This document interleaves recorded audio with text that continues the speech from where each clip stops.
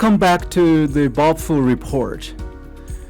Today I want to talk about the Olympics and human rights.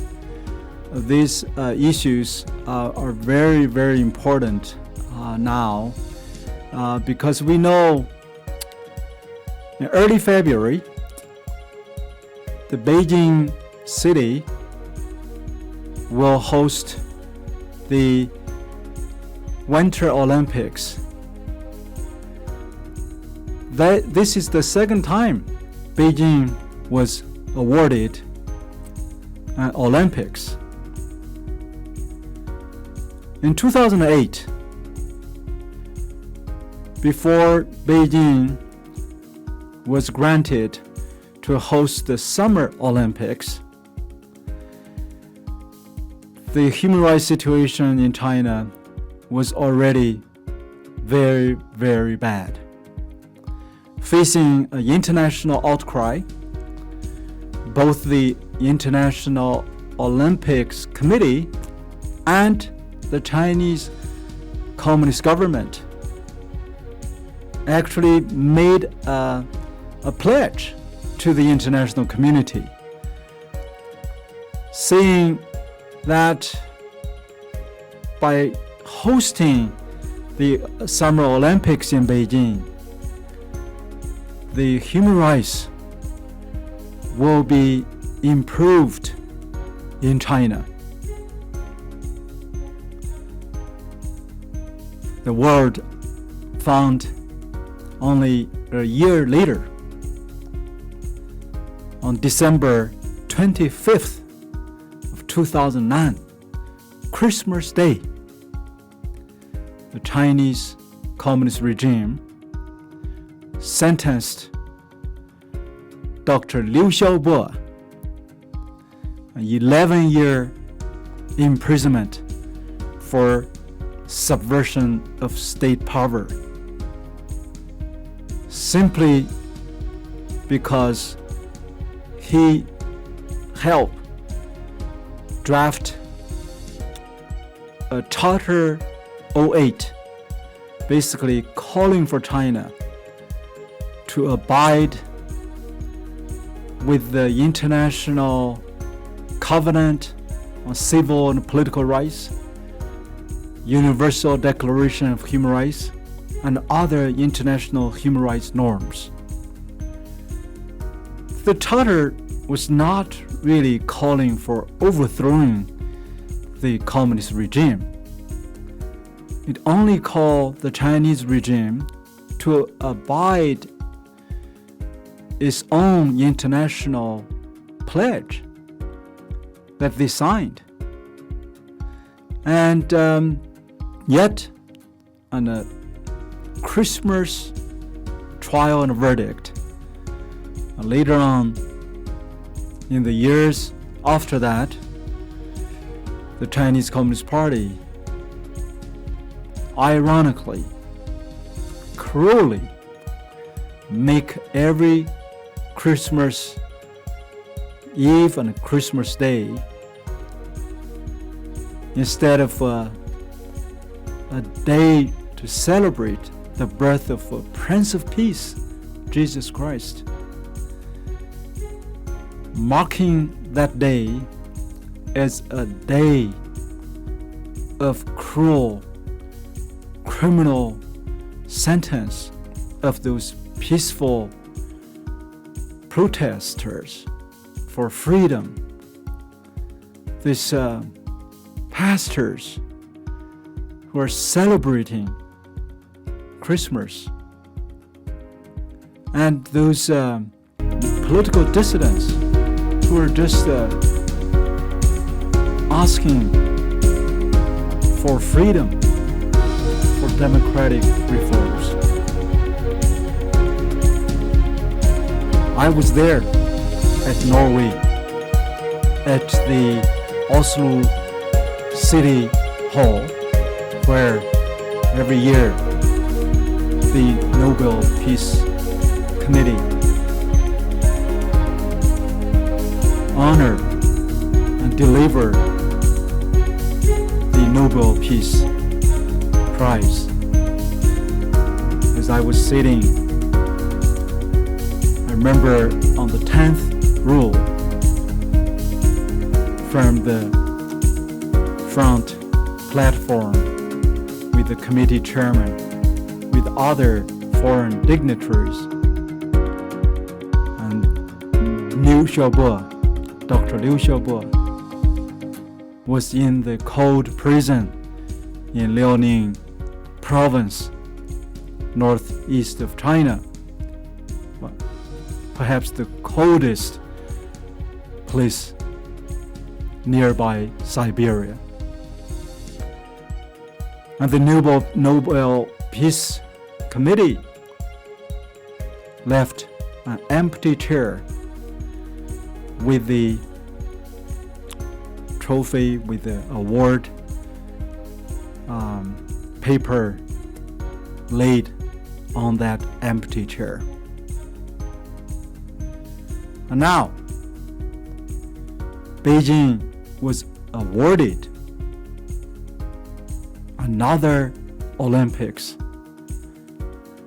when the whole world knows, and you know that too, friends, the religious persecution, the human rights violation, the freedom of speech, freedom of assembly, all the major human rights indexes has become the worst since Chairman Mao's Cultural Revolution, especially under this brutal dictator, tyrant, President Xi Jinping in the past 9 years.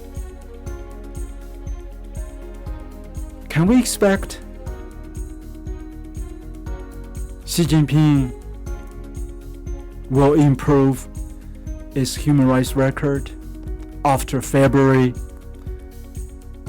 2022, after this expected gigantic propaganda show in the city of Beijing,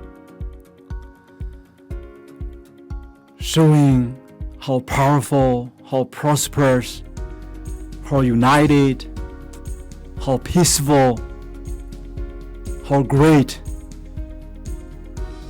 the Chinese Communist Party and its managed party state, China, after 2 years devastation to the whole world of unleashing this Wuhan virus and plaguing the whole world. Well, history seems repeating itself. Remember in 1936, it was Hitler's Nazi Germany. During its, on the eve of its military invasion, the International Olympic Committee awarded Berlin as the hosting city of the Olympics. And the whole world know how Hitler used that Olympic platform, spreading its hatred ideology against the Jews, and beginning the chapter of the horrific genocide in its propaganda about how great the Nazi Germany was. Only the word found 3 years later, the emboldened Nazi Germany went on, made an invasion, a military invasion to Poland in 1939. So now we know Hitler, or Chairman Mao Jr. Xi Jinping, is recognized acknowledged by many countries, including the United States of America, including an independent Uyghur genocide tribunal based in London, made its decisive, credible ruling after 1.5 years public hearings of witnesses, experts. The world concluded that President Xi Jinping and his regime has committed genocide, crime against humanity, by putting between 1 to 3 million ethnic Uyghurs, Kazakhs, Muslims, and Christians alike, and even some Han Chinese Christians, are in the modern-day concentration camp. In addition of concentration camps and genocide, and the democratic, free Republic of China, Taiwan, is facing a credible, almost inevitable military threat by President Xi Jinping and his communist regime. Are we ready for another repeat of 1936 to 1939? Some experts already predicted it's not a if, but when President Xi will order a military invasion against Taiwan. Some say 1 year, some say 3 years. I heard a top U.S. military expert projected within 6 years.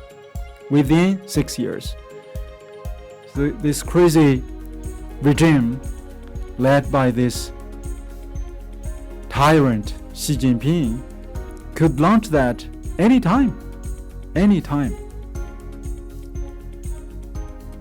Is the world prepared to face another repeat of history? Some countries have their conscience woken up.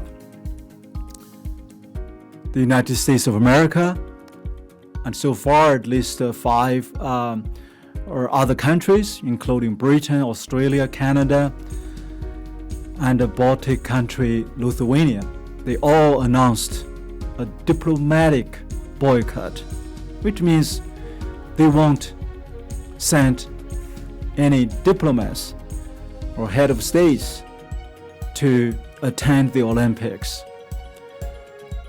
Other countries, including New Zealand, chose a kind of a boycott or non-boycott boycotting. Basically, they said, we just not going to send our officials, but not because of human rights, not because of genocide in China, not because of COVID.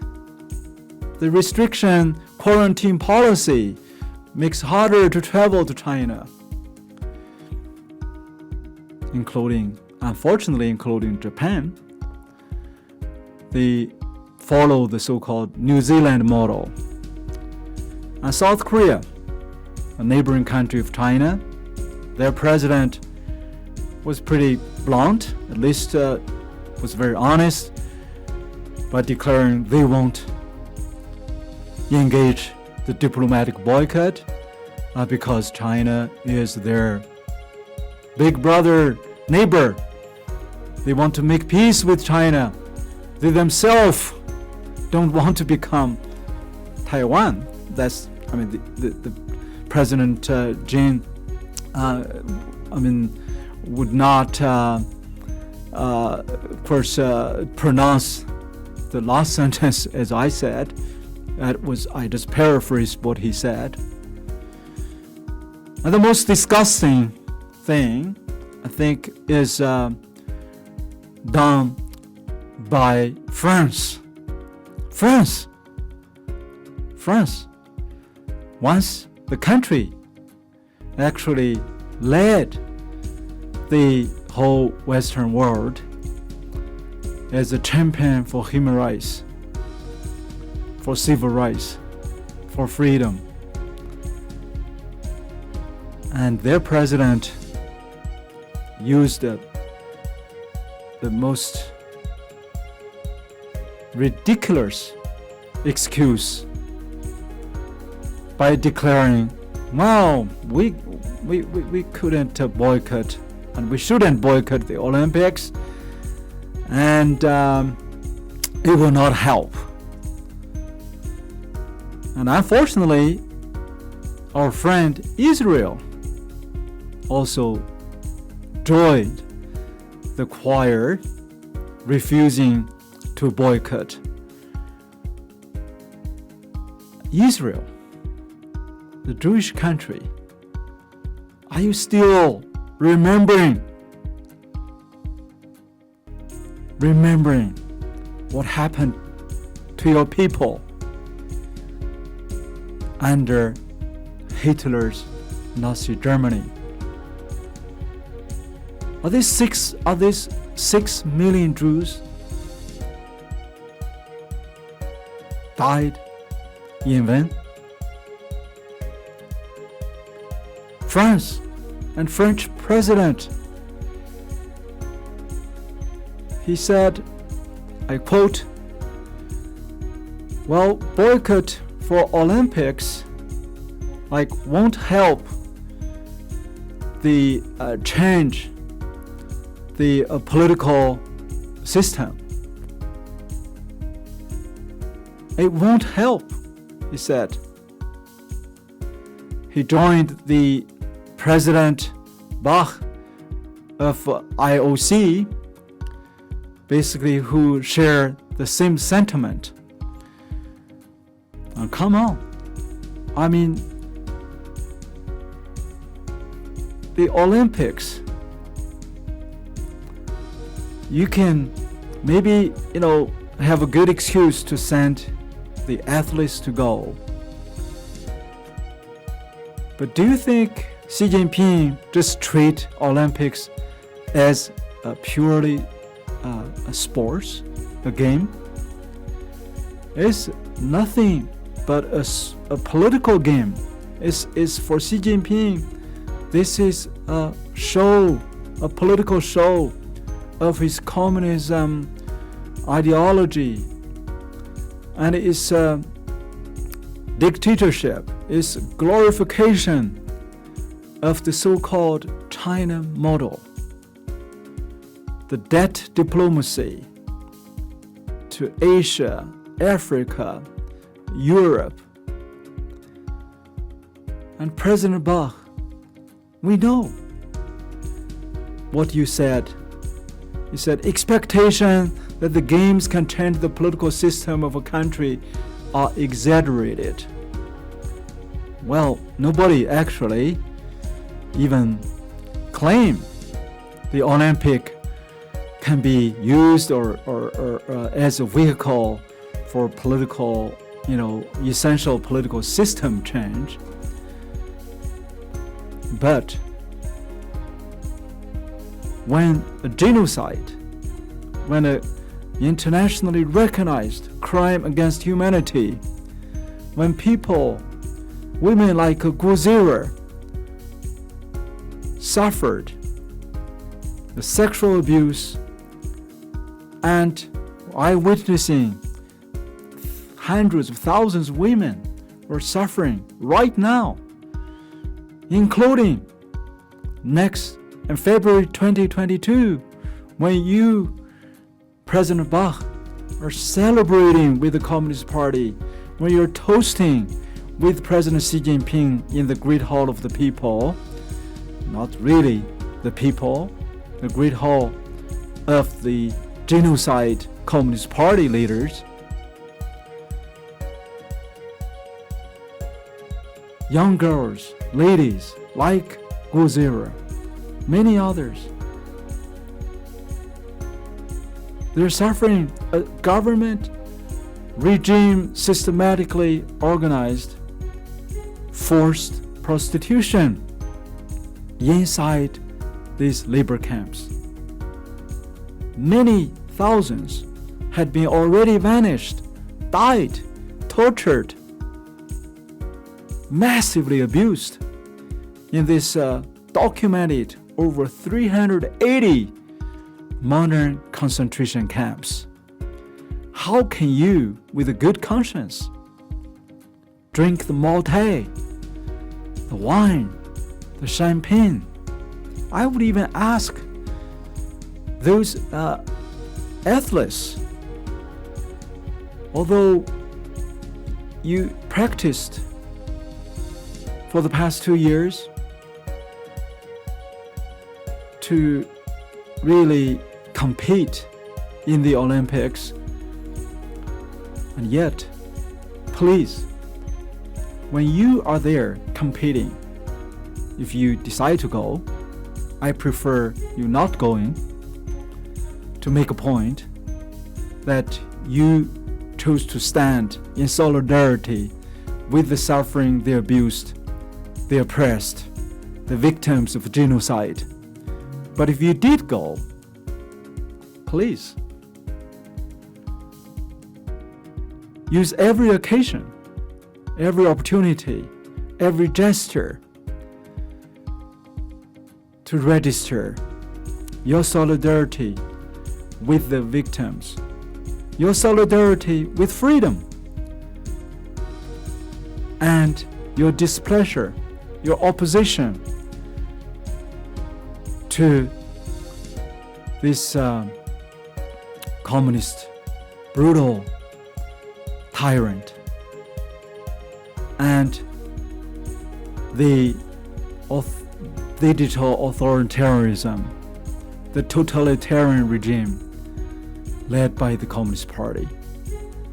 And those who are planning to spend billions or hundreds of millions to sponsor, like NBC, Universal, like Nike, like Coca-Cola. Think about this. You are sponsoring a genocide Olympics. Blood are really on your company's logo, on your hands. You are enabling, empowering, supporting the genocide regime. Continue, actually, with more money, with more glorification for this bloody game. Can you just pause a little moment at midnight? Nike, the CEO, the leaders, sponsors, advertisers, to think about this. Maybe you can at least, you said, oh, I signed a contract. Okay. Have you spoken up? Have you even mentioned about Pastor Wang Yi, 7 years imprisonment on Christmas Eve, 2020? How about Pastor Zhang Cao? Actually, Pastor Wang Yi is 9 years. Pastor Zhang Cao, Chinese American, 7 years. And Sister Zhang, 12 years for having an offering box, tithing offering in her church. And many others. Lawyer Gao Zhisheng, enforced disappearance for over 4 years. And Zhang Haitao from Xinjiang, 19 years for tweeting and WeChatting, sending just a freedom of expression, 200 messages 19 years imprisonment. In the past 2 years, not a single family is allowed to have a visitation. Not even virtually, not even a phone call. How about another Christian citizen journalist, John Dan, who was sentenced to 4 years for whistleblowing the COVID-19 when she went to Wuhan and started reporting. And she is dying. She is dying. So, as we are just reporting, I'm talking about this, we learned, thankfully, the U.S. Congress stood up by passing the Uyghur Forced Labor Prevention Act for the first time with a bill that would forbid any imports or any products who cannot be verified as a product of forced labor genocide. And President Biden has promised to sign it into law. We're praying and hoping we can all hold these companies with their blood in their hands accountable to implement this law. Well, my appeal to those brothers and sisters, those community of faith, that at this holiday season, let's remember those who are bonded, who are in prison, as if we are bonded together, as we are their fellow prisoners with them. Let's continue to pray. The Prince of Peace and His love and justice will prevail in that land of China one day, sooner or later. May God bless all of you.